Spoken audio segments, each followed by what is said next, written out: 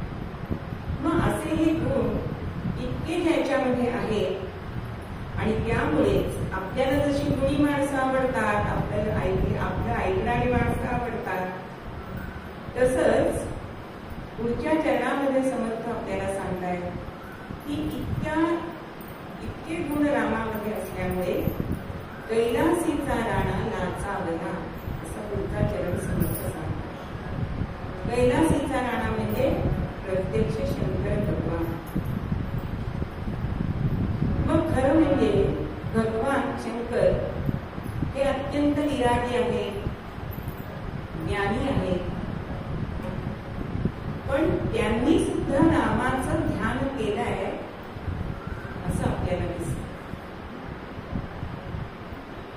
वाल्मिकी ऋषींनी जेव्हा रामायण हे काव्य केलं त्याच्यामध्ये शतकोटीचे, आपण रामरक्षा म्हटलं की त्याच्यामध्ये आपल्याला समजतं की शतकोटी श्लोक त्याच्यामध्ये आहेत. मग आता 3 जणांमध्ये तंटा सुरू झाला. कसा? जसा नळावर बायका भांडतात तसं. कोण होते हे 3 जण? तर देव, मानव आणि दानव. का बरं भांडत होते? अहो, मानव म्हणायला लागले की राम हा मनुष्य अवतार आहे, त्यामुळे रामायण आमचं आहे.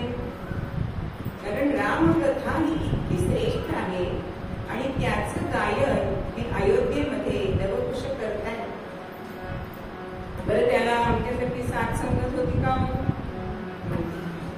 वाल्मिकी मुनींनी त्यांना दोघांना सारखी, कारण ते जुळे होते म्हणून दोघांना सारखी त्यांना हातात दिले अशा एकताऱ्या करून दिल्या. आणि एक तारी वाद्य असं आहे की त्याच्यात सूर पण आहे आणि ताल पण आहे. म्हणून नेहमी वीणा घेतात ते पण एक तारी सारखी, एक तारी पेटली आणि वीणा पेटली नाही. तर एक तारी मध्ये सूर पण आहे आणि ताल पण आहे. त्याचा आवाज कसा येतो? टिन टिनिंग टिनिंग टिन टिनिंग टिनिंग, धागेना धातुला असा ताल त्याच्यामध्ये आहे. आणि त्याच्यावरती हे रामायण गायन हे दोघं करतायत. आणि अयोध्यावासीच ते ऐकतायत असं नव्हे, तर अंतरिक्षातील देव, गंधर्व हे सुद्धा ते श्रवण करण्यासाठी आले. आणि इतकी सुरस रामायण कथा आहे, रामाची कथा आहे. आणि म्हणून त्यांच्यामध्ये भांडणं लागली की हे रामायण घ्यायचं कुणी. म्हणून मानव म्हणतायत की मानव अवतारामध्ये रामप्रभू असल्यामुळे ते आमचं रामायण आहे. त्याच्यावरती देव पुढे आले आणि म्हणतात तुमचं कसं काय? मानव अवतार घेतला तरी तो विष्णूंनी घेतलाय, म्हणजे तो आमचाच आहे, ते रामायण आमचंच आहे. असं ह्या दोघांचं बोलाचाली होतीये. आणि इतक्यामध्ये दानव पुढे येत आहे. ते म्हणतात त्या दोघांनाही बाजूला सारलाय आणि म्हणतात अहो, रावण झाला नसता तर रामायण घडलं असतं का? रामाचा पराक्रम जरी असला तरी रावणाचा सुद्धा तेवढाच पराक्रम आहे, म्हणून ते आमचं आहे. आता हा तंटा सोडवायचा कुणी? आणि मग शेवटी गेले शिवशंकरांकडे. ध्यानस्थ बसलेले शिवशंकर जेव्हा त्यांचं ध्यान उतरलंय तेव्हा पितांनी सांगितलंय की असं असं आमच्यामध्ये कलह चाललाय, तंटा चाललाय, याच्यावर उपाय काय? तेव्हा शांतपणे शिवशंकर म्हणतायत मी तुम्हाला त्याची योग्य वाटणी करून देतो. मग चालेल? सगळे म्हणे ठीक. मग शतकोटी म्हणजे त्याची वाटणी कशी झाली? 33 कोटी 33 लक्ष 33,333 असे श्लोक प्रत्येकाच्या वाट्याला आले. आणि मग एक श्लोक उरला. गणित चुकले का बघा माझं. एक श्लोक उरलाय आणि प्रत्येक श्लोकामध्ये 32 अक्षर आहेत. मग आता काय करायचं? एक श्लोक कसा वाटून द्यायचा? म्हणून श्लोकाची वाटणी न करता शिवप्रभू म्हणतायत की मी तुम्हाला एक उपाय सांगतो की 32 अक्षर आहेत, प्रत्येकाला मी 10 अक्षर देतो आणि 2 अक्षर मी घेतो. मी वाटणी करून दिली ना तुम्हाला समान. आता सगळ्यांच्या मनात असं येतं एवढे आपल्याला मिळाले, 2 अक्षर घेतली म्हणून कुठे बिघडलंय? सगळ्यांना संमती देत आहे. आणि मग 10 अक्षर दानवांना, मानवांना आणि देवांना दिली आणि 2 अक्षर उरली. 2 अक्षर आपण घेतली आणि ती अक्षर कुठली? राम. आणि मग त्याच्यामध्ये रामच नाही, ती गोष्ट आपल्याला आवडते का? हो, अगदी एखादं फळ आपण अगदी रसरशीत बाहेरून दिसतं पण आतून पांढरट असलं, आपण म्हणतो काही त्याच्यामध्ये रस नाही, राम नाही. म्हणजेच ज्या गोष्टीमध्ये राम आहे ती गोष्ट आपल्याला चांगली वाटते. आणि म्हणून शिवशंकर त्या रामनामासाठी लाचावले आहे. म्हणजे सूत्र श्लोकामध्ये समर्थ सांगतायत की ज्यांनी प्रत्यक्ष काम जाळला, म्हणजे ज्यांनी मदनाला जाळलं, तो सुद्धा या रामाचं नाम घेतो. नवे नवे ते नाम, त्याचे गुण पार्वतीला रंगवून गावून दाखवतो. आणि ज्याच्या जवळ खूप ज्ञान आहे, वैराग्य आहे, सामर्थ्य आहे, पण त्याचा विश्वास कशावर आहे अंतरामध्ये, तर रामाशी त्याचा विश्वास आहे. असे शिवशंकर स्वतःच नामस्मरण घेतात असं म्हणले, तर लोकांना सुद्धा ते रामनाम घ्या असं सांगतात. सुरेंद्र चंद्रशेखर म्हणा, सुरेंद्र चंद्रशेखर अखंड ख्यात शेखर जनासी सांगतो पुन्हा श्री राम राम हे म्हणा, जनासी सांगतो पुन्हा श्री राम राम हे म्हणा. सुरेंद्र चंद्रशेखर अखंड ख्यात शेखर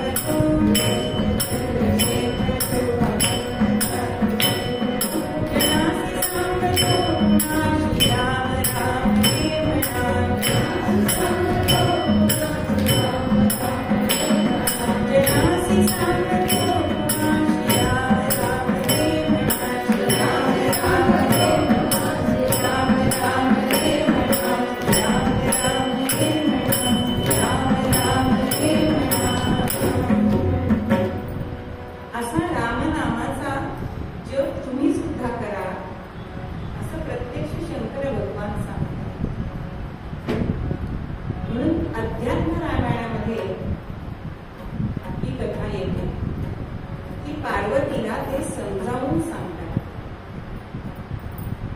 ज्या वेळेला समुद्र मंथन झालंय आणि त्या समुद्र मंथनातून हलाहल निघाले. आता हे हलाहल कोण घेणार? जर नाही घेतलं तर पृथ्वीचा ऱ्हास होईल. आणि असं सामर्थ्य कोणामध्ये आहे हे जाणून सगळे सुरवर शंकरांना शरण आले आणि विनंती केली की ही हलाहल आपण घ्यावं. शिवशंकरांनी जगाच्या कल्याणासाठी ते हलाहल प्राशन केले. म्हणून अमृत पितात ते देव आणि विष पितात तो महादेव. मग हे हलाहल त्यांनी घेतलंय, पण ते त्यांच्या कंठातच राहिलं. का बरं? कारण त्यांच्या अंतरामध्ये हृदयस्थ परमात्मा जो राम प्रभू होता, त्यामुळे ते हृदयात जाऊ शकलं नाहीये, खाली उतरू शकलं नाहीये कंठातून, आणि ते वरही येऊ शकलं नाही, कारण मुखामध्ये वैखरीवरती रामनाम आहे.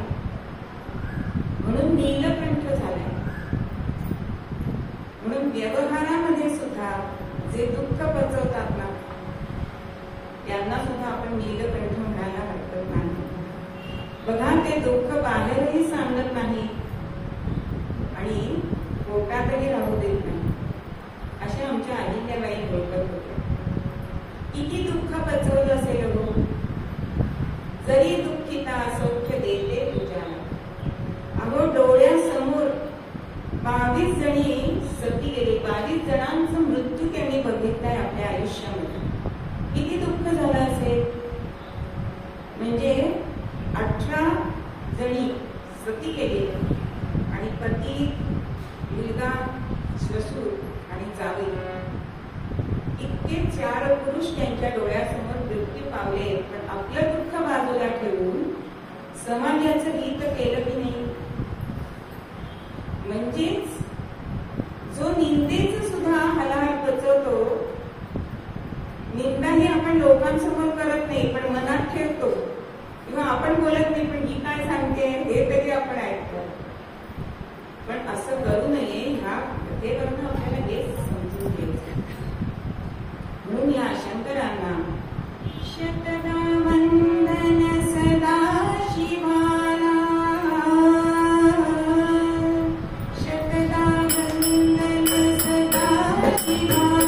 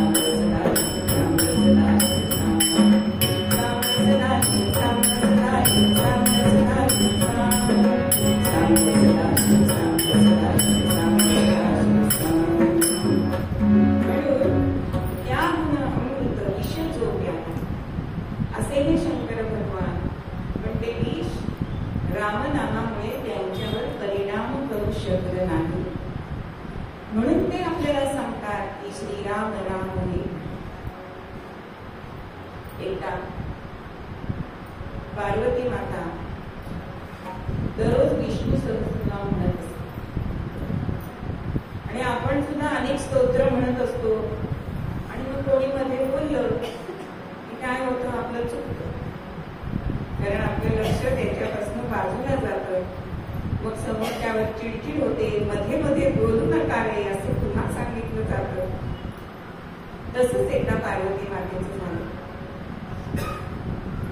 दिवस सरत आला आणि मग तिने शंकर भगवानांना विचारलंय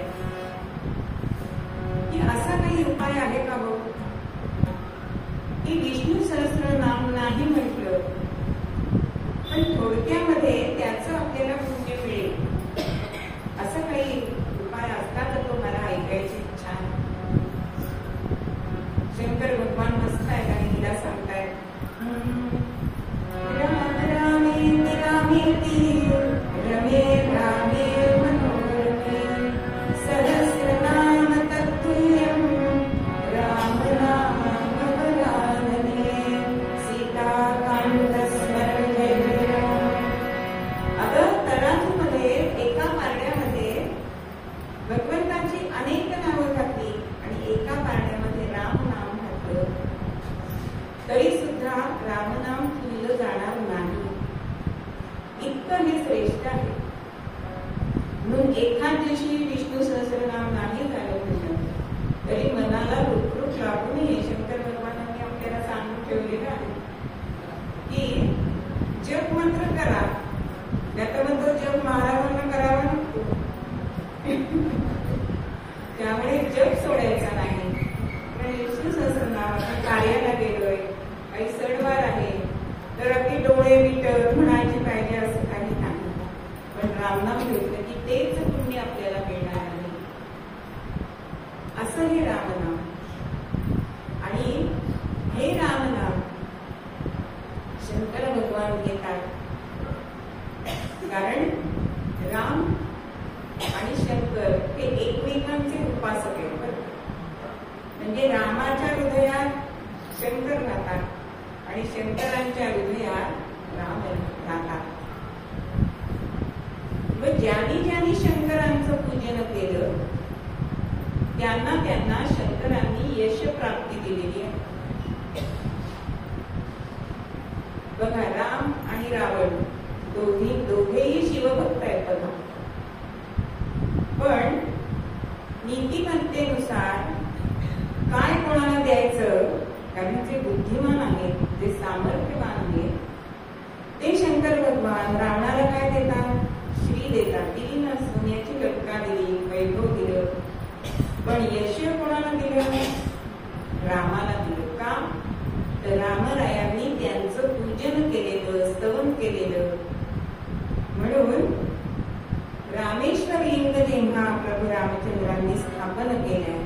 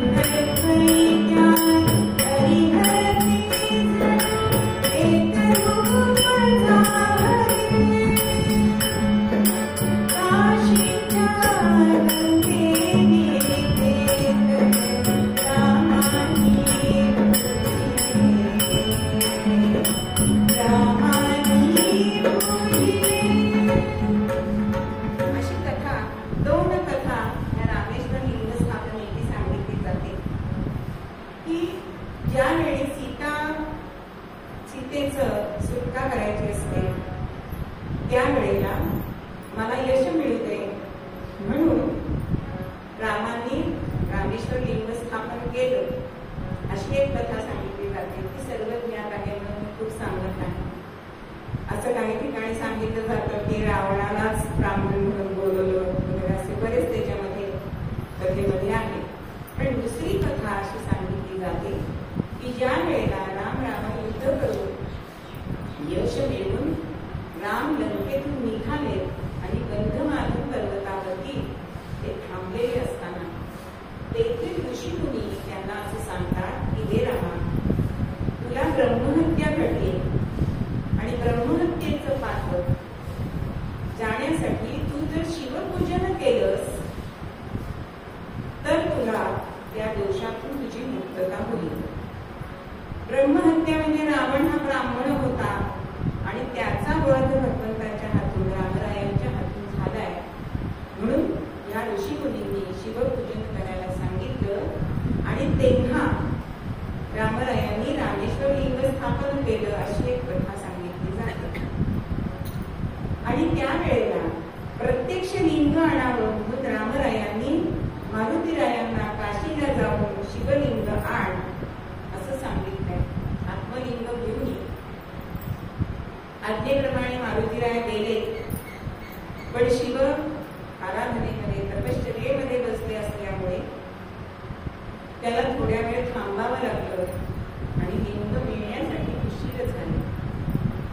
आता सीतामाई बरोबर होती. सीतामाईचं म्हणणं होतं की मुहूर्त टळून चाललाय, तर असं होता कामा नाही. आज मुहूर्त टळला तरी काही कुणाला वाटत नाही. लग्नामध्ये आपण बघतो की हे नेते यायचे म्हणून थांबा, अमुक मंत्री यायचे म्हणून थांबा, पण मुहूर्त गुरुजी कशाला काढून देतात त्याचं महत्व आज राहिलं नाही. फक्त ही पाहुणे यायचे म्हणून नाही, अहो ब्युटिशियनचं सुद्धा होत नाही म्हणून सुद्धा मुहूर्त टळतात. आवडतच नाही मुलांचं. तरी सगळे मुहूर्त 12:30चे असतात बरं का, म्हणजे भरपूर वेळ, सकाळचे 7चे वगैरे असे नसतात. मुहूर्त टळून चाललाय म्हणून सीतामाईंनी प्रत्यक्ष मारुतीचं लिंग स्थापन केलंय आणि ते प्रभूंच्या हातात स्थापन करण्यासाठी दिले. आणि ते शिवलिंगाची स्थापना रामरायांनी केली आणि मारुतीराय आत्मलिंग घेऊन आले. आता बोलले नाहीये, पण नजरेत कळलंय, अरे अरे आपल्याला थोडासा उशीर झालाय. आपण रामरायाचा कालचा गुण बघितलाय की समोरच्याच्या मनात काय चाललंय ते प्रभू ओळखत असत आणि मारुतीच्या मनातला हा विचार त्यांनी ओळखलाय आणि त्याच लिंगाच्या शेजारी त्यांनी आणलेलं आत्मलिंग हे स्थापन केले. तरी मारुतीचं समाधान नाहीये बरं का, कारण सीतामाईंनी केलेलं हे जास्त पूजन त्याचं केलं जाईल असं मनात विचार येतो. हाही विचार रामरायांनी ओळखलाय आणि रामरायांनी सांगितलंय की तू आणलेल्या लिंगाचं पूजन केल्याशिवाय, सीतामाईंनी केलेल्या लिंगाचं पूजन केलं तर त्या पूजनाचं फळ मिळणार नाही. म्हणून तिथे 2 हरी आणि हर असे दोन्ही तिथे लिंग आपल्याला रामेश्वरशी दिसतात. अशी एक कथा इथे सांगितली जाते. असे हे शिवशंकर की रामांनी त्याचं पूजन केलं म्हणून अत्यंत प्रसन्न होऊन त्यांना यश प्राप्ती होईल असा वरदान दिले. म्हणून कुठल्याही गोष्टीमध्ये यश आपल्याला प्राप्त हवं असेल तर शिवपूजन करावं. जसं गणेशाचं पूजन आपण करतो आणि विघ्न येऊ नये असं म्हणून त्याचं पूजन केलं जातं, तसं शिवाचं पूजन यश प्राप्तीसाठी करतात.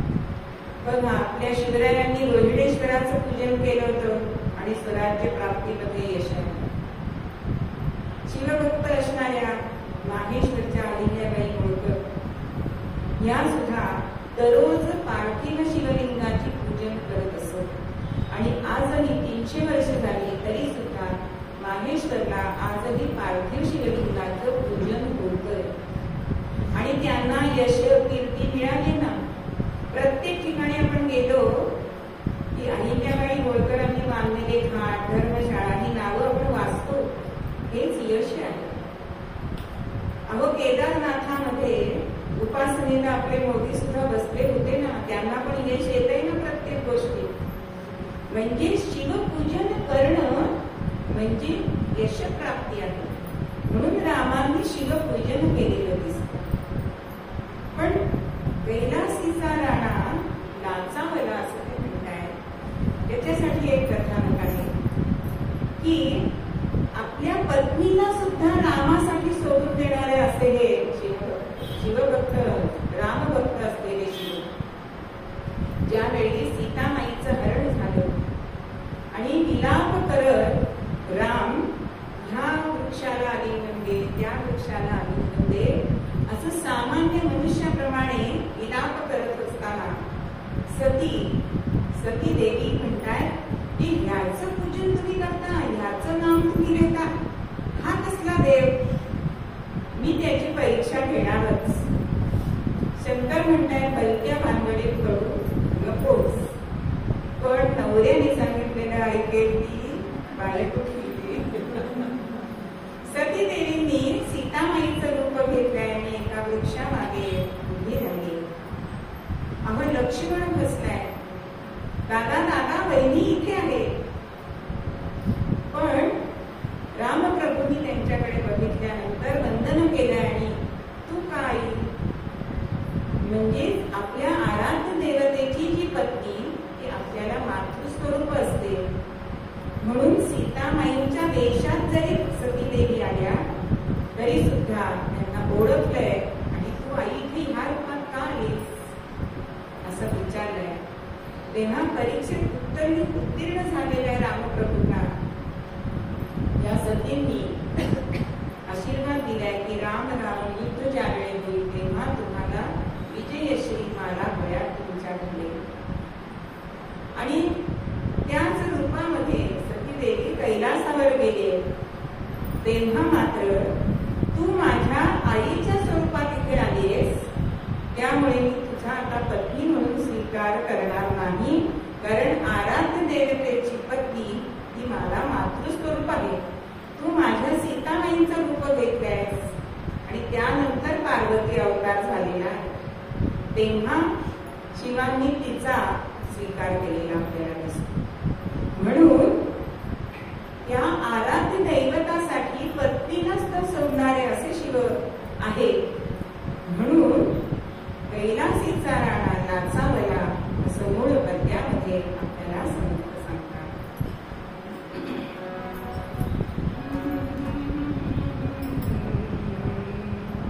राघवाची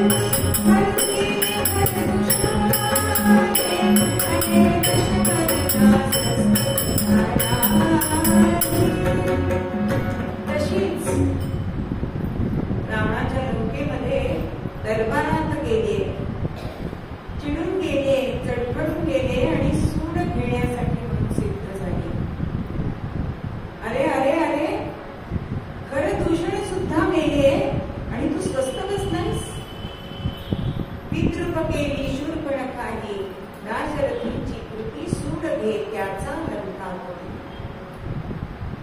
आता गेली ती कशासाठी आणि सांगते काय? अरे त्या दाशरथीची पत्नी आहे ना, ती तुला योग्य आहे म्हणून मी तिला मागण्यासाठी गेले होते. गेली ती कशासाठी? म्हणून असं म्हणतात, ओस अयोध्या होण्या, ओस अयोध्या होण्या,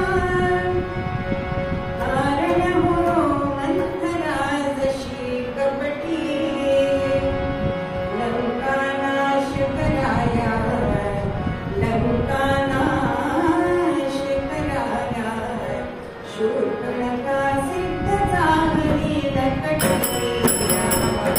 राम राम हरे हरे राम, राम राम राम सीता हरे राम. म्हणजे मंथरेमुळे अयोध्या ओस झाली आणि लंकानाश शूर्पणखेमुळे झालेला. तोपर्यंत रावण स्वस्त होता का नव्हता? पण सगळी रत्न जशी तुझ्याकडे आहे तसं हे स्त्री रत्न तुझ्याकडे असायला पाहिजे. आणि म्हणून मी तिला घ्यायला म्हणून गेले आणि माझी काय अवस्था झाली. अहो, एखादी गोष्ट वारंवार सांगितली तरी वाटते. आणि रावणाने त्या गोष्टीचा छडा लावायचा त्याच्यासाठी उद्योग सुरू केलाय. पहिलं त्यांनी गाठलाय तो त्याचा मामा मारीच याच्याकडे तो गेलाय आणि मारीच्याला त्याने सांगितलंय, वेश घेई तू वसुधरे नामाचा, वेश घेई तू वसुधरे नामाचा, ओढाळी तू सुरामाया, राम लक्ष्मण एकी तुझ्यामध्ये, हनुमंताने केले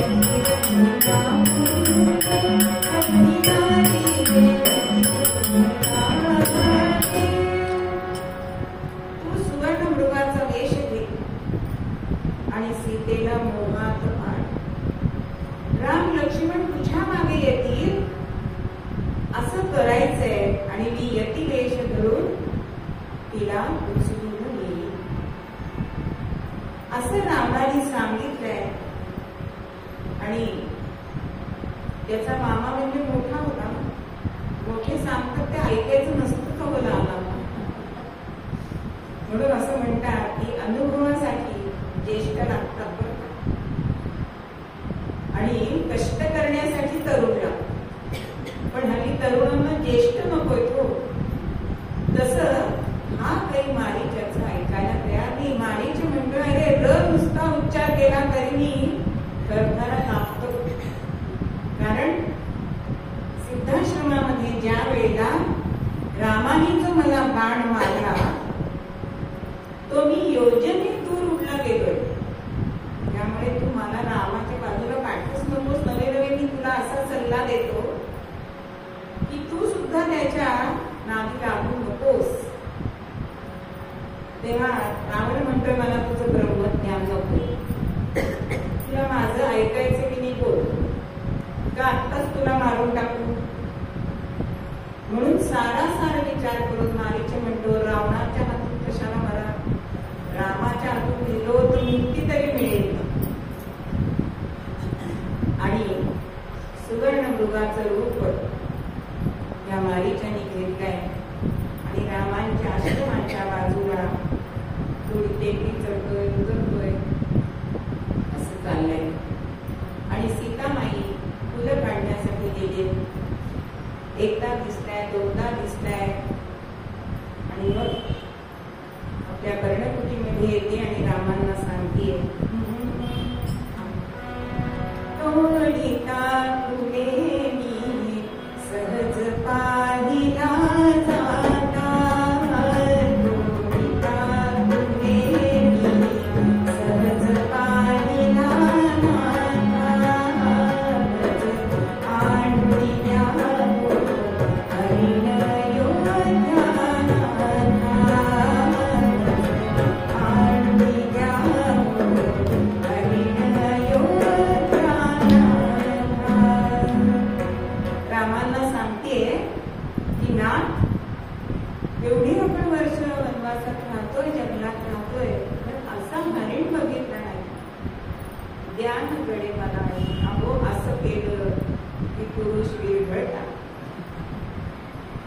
रामाने धनुष्यबाण घेतलाय, पण लक्ष्मणाला सांगितलंय की जानकीला एकटं ठेवू नकोस. आणि त्या कांचन मृगाच्या मागे राम गेले. त्यांना लांबवर ह्या मारीच्याने नेलंय. आणि ज्या वेळेला रामांचा बाण त्याच्या हृदयामध्ये शिरलाय, त्यावेळेला मायावीच असलेला हा मारीच, हे लक्ष्मणा, हे सीते, असा करुण आवाजात ओरडलाय. आणि ते शब्द जानकीला अस्वस्थ करायला लागले. ती लक्ष्मणाला म्हणते, भाऊजी हे संकटात दिसताय, तुम्ही त्यांच्या मदतीला जा. खूप वेळा आग्रह केला, पण लक्ष्मण म्हणतोय की माते जरा धीर धर, रामांना काहीही होणार नाही. अगं, दुःख नाशन करणारा हा राम आहे, त्याला दुःख कसं होईल? पण सीतेची अवस्था त्यावेळी आपल्यासारखी झाली. जे मोहात पडतात त्यांच्यापासून प्रभू दूर जातात. ह्या कथेवरून आपल्याला हे शिकायचंय, म्हणून मोहात पडायचं नाही. पण ऐकलं नाहीये. लक्ष्मण रेषा वाल्मिकी रामायणात नाही, पण इतर काही रामायणात आहे. आणि ती आवश्यकच आहे, कारण लक्ष्मणाला तिने नाही नाही ते बोल लावले. तुमच्या मनात पापवासना आहे असं सांगितल्यानंतर मात्र वज्राघात झाला आणि निघालाय. पण बाणाने त्या पर्णकुटीच्या भोवती एक रेषा मारली आणि सांगितलंय, बहिणी, ही रेषा ओलांडू नकोस. म्हणून प्रत्येक स्त्रीनी ही मर्यादा ही राखलीच पाहिजे. अहो, सातच्या आत घरात का सिनेमे काढावे लागताय? आपली संस्कृती काय सांगते? आज तुम्ही कामाला जाताय, ठीक आहे, पण विशी पार्टी ह्याच्यासाठी सुद्धा 9-9, 10-10, 11-11 वाजतात मुलींना, बायकांना. आणि मग आपल्याला काय होतं माहितीये? पूर्वीच्या पेक्षा आजचा काळ भयानक आहे. ते राक्षस आहे ते कळत तरी होतं. आजच्या पेहरावरून आपल्याला तो दुष्ट आहे का दुष्ट आहे हे सुद्धा कळत नाही. आणि ही लक्ष्मण रेषा ही लक्ष्मणाने मारली आहे. मुलीला सांगितलंय एवढंच नव्हे, तर तिथल्या वृक्षांना, लतांना, वेलींना, पशूंना, पक्ष्यांना, नवे नवे दिशांना सुद्धा त्यांनी वंदन करून सांगितलंय की माझ्या बहिणीचं रक्षण करा. आणि रामांच्या मदतीसाठी निघाला. त्याच क्षणी यतिदेशामध्ये रावण आलाय आणि दानाचं महत्व गात आलाय. भिक्षा वाढा असं सांगितलंय आणि गृहस्थाश्रम आहे, अतिथी विन्मुख जाऊ नये. फळं वगैरे घेऊन आले आणि हा पुढे जाणार, त्याचा पाय डायरेक्ट रेघेवर पडलाय आणि ज्वालांनी दाह झालाय. म्हणून तो तिला सांगतोय की तू या रेषेच्या बाहेर येऊन मला भिक्षा घाल. ती म्हणजे माझ्या दिरांनी मला सांगितलंय की ओलांडून घेऊ नकोस. तो म्हणतोय नाही तर मी चाललो, आता विन्मुख जातोय. म्हणून सीतामाई बाहेर आली आणि त्या क्षणी तिचा हात पकडलाय. यतिदेश त्यागलाय आणि आकाश मार्गाने विमानामध्ये तिला घातलाय आणि निघालाय. आक्रोश करते, रामांचा धावा करते. नीच धमा धमा पापराशी, नीच धमा पापराशी. परवधूते मुनी नरक सीता, परवधूते मुनी नरक सीता सिका. नीच धमा पापराशी, नीच धमा पापराशी. अरे मी दिसते तुला स्त्री, मी अबला नाहीये. एवढं लक्षात ठेव की तुझं कुल मी भस्म करीन, हे लक्षात ठेव. पण काही ऐकायच्या मध्ये मनस्थितीतच हा रावण नव्हता.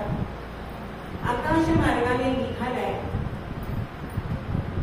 आणि इतक्यामध्ये तो आक्रोश वृद्धराज जटायू ह्याच्या कानावर पडला. जटायू हा दशरथांचा मित्र होता. ह्याच्या आधी सुद्धा रामांशी त्याची भेट झालेली होती. जटायूला काका म्हणत असे राम. आणि ह्या दशरथ म्हणजे आपल्या मित्राच्या स्नुषेचं हे आपण रक्षण करायला पाहिजे असा मनाशी निश्चय करून हा जटायू रावणाला पुढे जाऊ देत नाही. आपल्या मोठ्या मोठ्या पंखांनी त्याला फटकारे मारत होता आणि त्याला बेजार केलाय, चोची मारली आहे, त्याला जखमी केलाय. शेवटी रावण काय विचारतो, कहो कपटीच हे राक्षस. ते त्याला तो रावण त्याला विचारतोय, तुझा मृत्यू कशात आहे?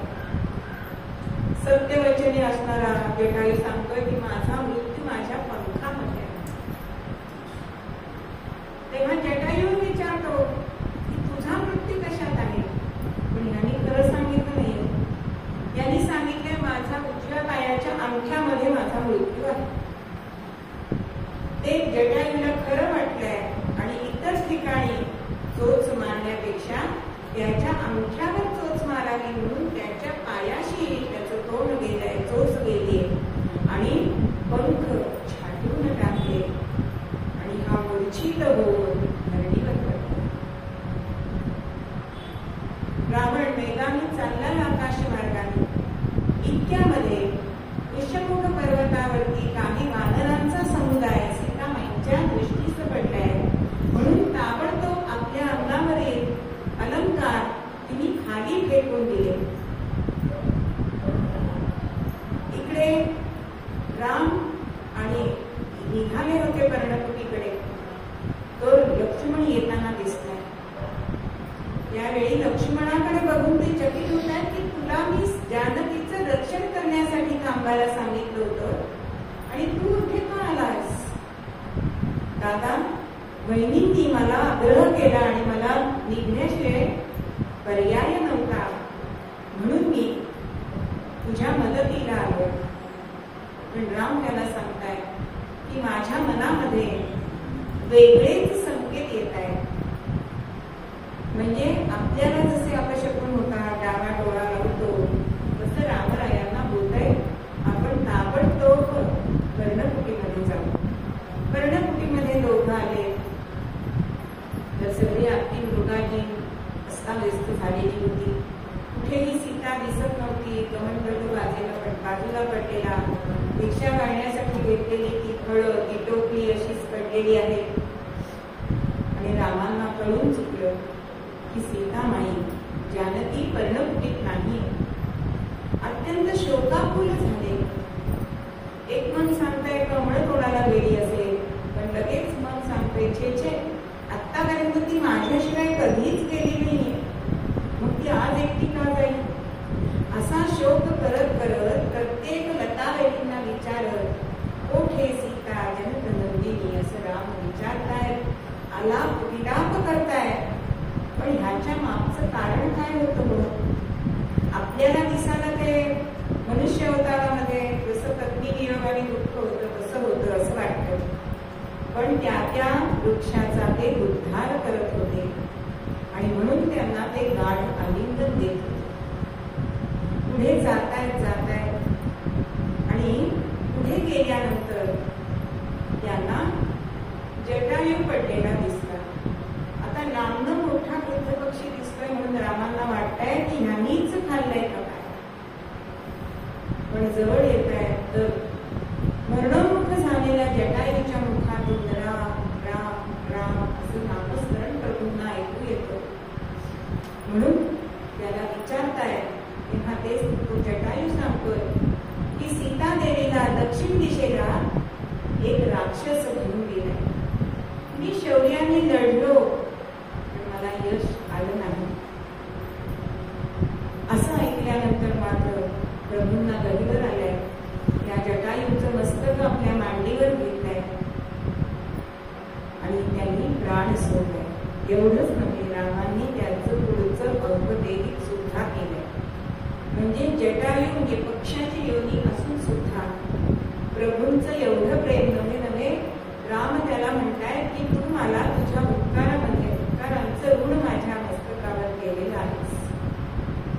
पुढे निघाले आणि पुढे निघाले असताना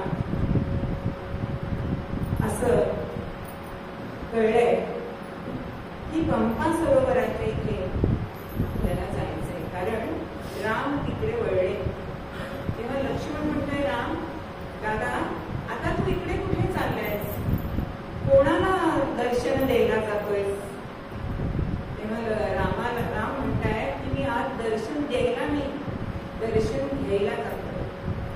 कोण होतं असा भक्त की ज्याला भगवंताने त्याचं दर्शन घ्यावं? ती म्हणजे आमची शबरी माता. ती रामाच्या वाटेकडे डोळे लावून बसलेली होती. थोडी थोडी नाही, 80 वर्ष. कोण होती? मलय पर्वती जन्मती राजकन्या, जाती तीर्थी रतिरन्या, शबरी कोरली किती वर्णुची वाचे, वृत्तरंतर के करी राघवाचे. भिन्न जातीमध्ये जन्माला आलेली, पण कोंबड्या मेंढ्यांना तिने प्राणदान दिलं आणि दंडकारण्यामध्ये आली. मतंग ऋषींची सेवा केली आणि त्यावेळेला मतंग ऋषी हे निर्वाण त्यांचं होणार तेव्हा शबरीला बोलवून घेत आहे आणि म्हणताय, झालो प्रसन्न शबरी, झालो प्रसन्न शबरी, सेवा मूर्तीच तू बनासी, दर्शन देण्या येईल, दर्शन देण्या येईल, राम प्रभू चालू दे तुझ्या कुटीसी.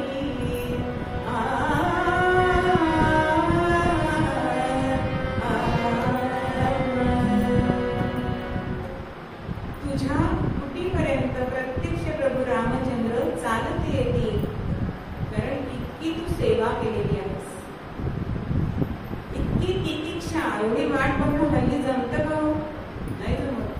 अहो, एक कीर्तन झालं की झाले सगळे खबर, पुढचे कीर्तन येवो न येवो, प्रसिद्धी किती जणांना हवी हो.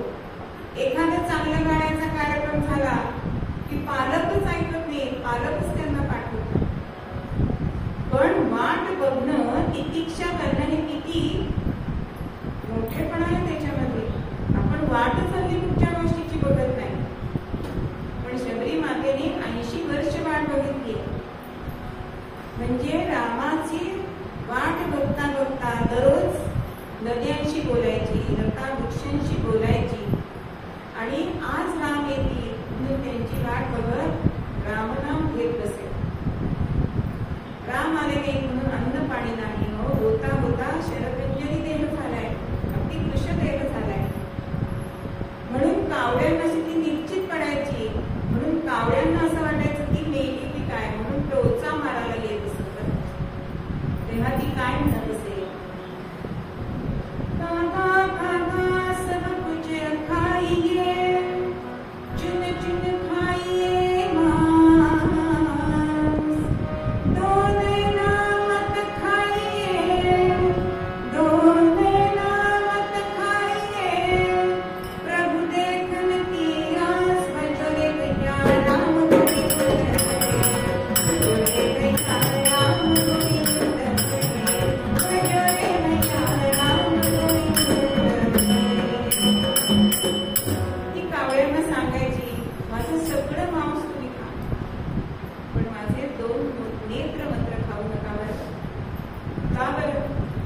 तर या डोळ्यांना प्रभू दर्शनाची आस आहे.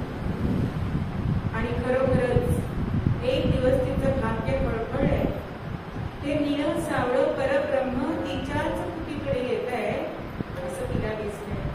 अहो, कुठल्या दिशेने राम येईल म्हणून चारी बाजूला फुलांच्या पायघड्या दररोज घालत असत आणि राम प्रभू तिच्या कुटीमध्ये येत आहे.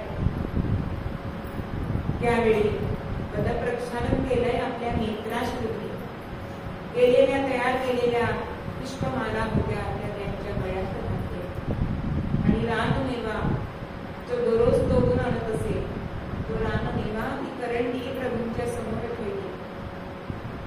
आता प्रभूंनी एक बोर उचललंय, बघतायत त्याला बोरं दिसतायत म्हणून दुसरं घ्यावं, पुन्हा पहिलं ठेवावं, दुसरं घ्यावं, तिसरं घ्यावं. प्रत्येकालाच भोकं दिसली म्हणून ते म्हणतायत की अगं शबरी, ती पक्ष्यांनी खाल्लेली दिसतायत बोरं. तेव्हा ती नम्रपणे म्हणते,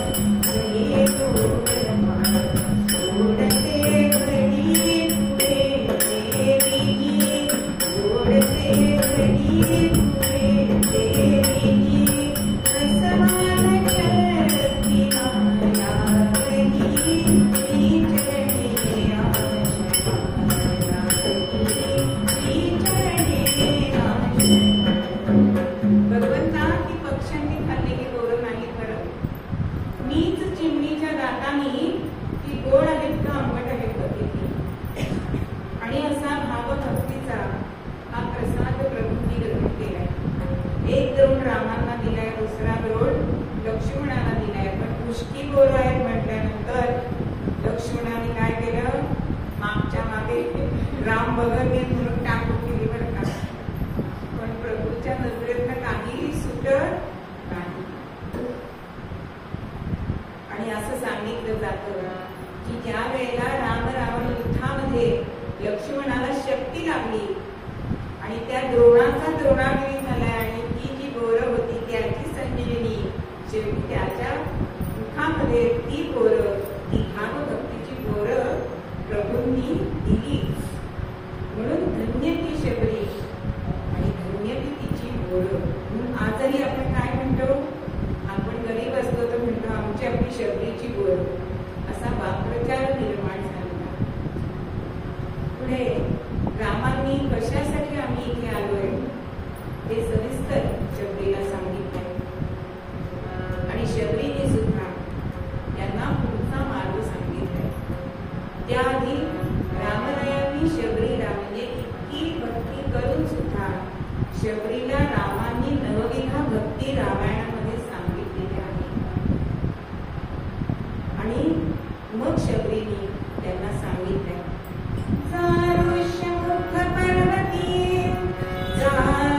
ऋष्यमुख पर्वती राजा सुग्रीव साय होईल. तोही आहे कष्टी उभयांचे कार्य सिद्धी जाईल. ऋष्यमुख पर्वतावरती तुम्हाला सुग्रीव भेटेल आणि त्याच्याशी तुम्ही मैत्री करा. आणि तो सुद्धा दुःखी आहे. तुमचा दोघांचा कार्यभाग तुमच्या मैत्रिणी सिद्धीच जाईल असं सांगितलंय. प्रभूंनी तिला आशीर्वाद दिले आणि तिथेच शबरी मातेने आपल्या पंचप्राणांनी रामरायांना ओवाळलाय आणि तिथेच आपला देह रामरायांमध्ये विलीन केलेला. पुढे ऋष्यमुख पर्वताकडे राम आणि लक्ष्मण निघाले. ऋष्यमुख पर्वतावर बसलेला सुग्रीव हा आपल्या भावाला घेऊन राजपद सोडायला लागलेला होता त्याला. आणि तिथे तो घाबरून राहतो. आणि असे हे धनुष्यधारी अत्यंत तेजस्वी असे हे दोन युवक आपल्याकडेच येत आहेत असं बघून घ्यायला.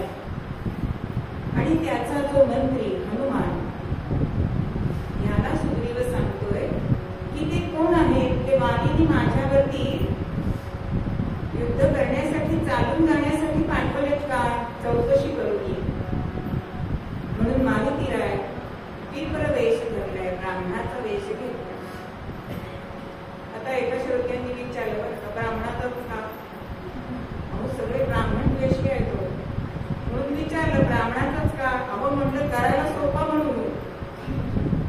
धोतर नेसलं, भस्माचे 4 पट्टे ओढले की झाली की ड्रेपरी तयार. आता शिवाजी महाराजांचा वेश घ्यायचा झाला की आणायला लागतं ना मंदिर, सुरवार, चक्का, तलवार सगळं आणायला पाहिजे. ब्राह्मण एक उपकरण घेतलं, धोतर नेसलं, पट्टे ओढले, भस्माचे की झालं ब्राह्मण. असा विप्र वेश धरून मारुतीराय पुढे येत आहे. धरून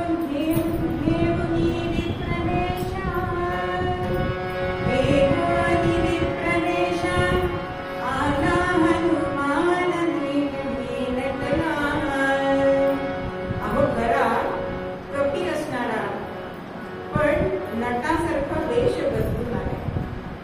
बलवीर तो वीर परी, बलवीर वीर तो प्रभु तेजा पुरती पुरता लटपट राम राम हरे हरे राम राम राम राम सीता राम. प्रभूंच्या पुढे विप्रवेश घेऊन मारुतीराय आले आणि कोण कुठले अशी चौकशी करत. आणि रामांनी सत्य सांगितलंय की आम्ही मी दाशरथी राम हा माझा भ्राता लक्ष्मण माझ्या पती पत्नीचं हरण झालं आहे आणि तिच्या शोधात आम्ही सुग्रीवांना शोधतो. यांचं आम्हाला सहाय्य मिळेल असं आम्हाला कळलंय. पण आपण कोण?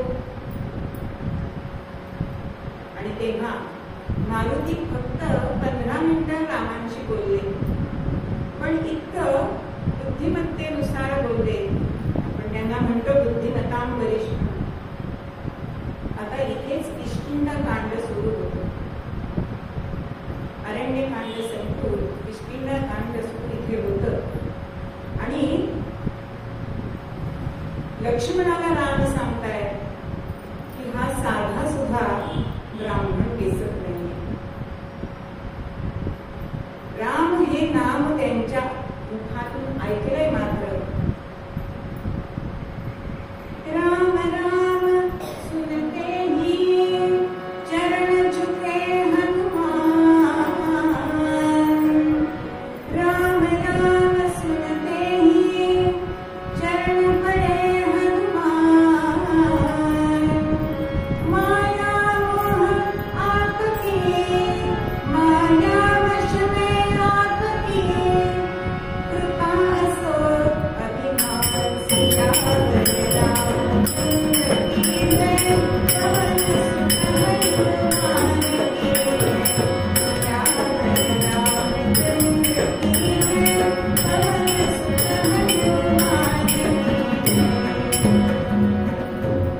रामांचे चरण मारुतीरायांनी धरले आणि मी तुम्हाला सुग्रीव राजांकडे नेतो. मी त्यांच्याच कडून आलेलो आहे. फक्त आपली कृपा माझ्यावर व्हावी असं मारुतीराय सांगतात. मग मारुतीराय कोण होते?